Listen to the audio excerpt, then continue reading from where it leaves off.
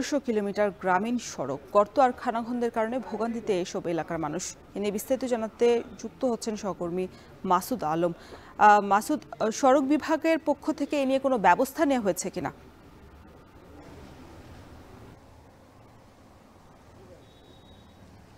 রোশন, আমি যে সড়কটা দাঁড়িয়ে আছি এটি হচ্ছে কুমিল্লা শহরের শাসনগাছা থেকে ব্রাহ্মণপাড়া সড়কটিতে।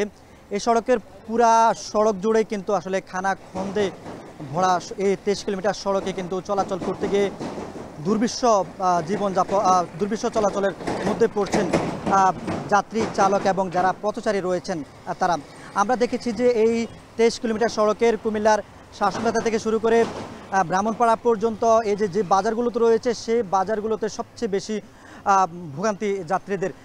এই সড়কে বেশিরভাগ যানবাহন হচ্ছে সিএনজি চালিত অটোরিকশা, রিকশা এবং অটোরিকশা।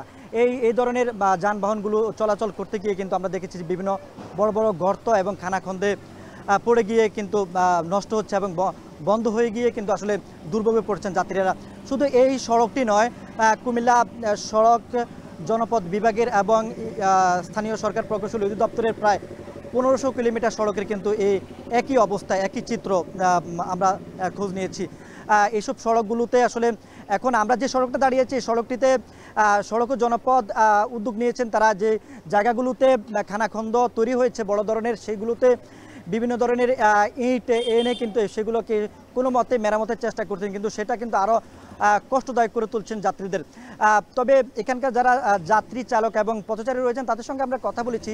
তারা বলছেন যে এই সড়কটি যেন খুব দ্রুতই আসলে মেরামত করা হয়, কারণ এই গুরুত্বপূর্ণ সড়কটি হচ্ছে বুড়িচং, ব্রাহ্মণপাড়া এবং কুমিল্লা সদরে যা মানুষ কিন্তু এই সড়ক দিয়ে যাতায়াত করে এবং সেই সড়কটি চলে গেছে ব্রাহ্মণবাড়িয়া পর্যন্ত। এই যে আমরা যেটা বলেছিলাম যে 1500 কিলোমিটার গ্রামীণ সড়ক, এই সড়কটির মতনই কিন্তু একই অবস্থা সবগুলো সড়কের। গ্রামীণ সড়কের বলতে যে এলজেডি যে সড়কগুলো রয়েছে, বিশেষ করে গ্রামীণ ইউনিয়ন পর্যায়ের ওয়ার্ড পর্যায়ের গ্রামের যে সড়কগুলো, সংযোগ সড়কগুলো, সেগুলো কিন্তু এই সমস্যার এই ভোগান্তি তৈরি করছে মানুষের। স্কুল কলেজের শিক্ষার্থী, চাকরিজীবী এবং পেশাজীবী বিভিন্ন ধরনের মানুষ কিন্তু চলাচল করতে গিয়ে ভোগান্তিতে পড়ছেন। তো এই যে গ্রামীণ সড়কগুলো এই ক্ষতিগ্রস্তের কারণ হচ্ছে যে গেল বছরের বন্যায় ক্ষতিগ্রস্ত হয়েছে, একই সঙ্গে এবারের বর্ষায় যে টানা বর্ষণ চলছে সেগুলোতে পানি জমে কিন্তু খানাখন্দ এবং গর্ত তৈরি হয়ে মানুষের ভোগান্তি তৈরি করছে। তো রোশন, এই ছিল কুমিল্লা থেকে সবশেষ। কুমিল্লা থেকে যুক্ত ছিলেন সহকর্মী মাসুদ আলম।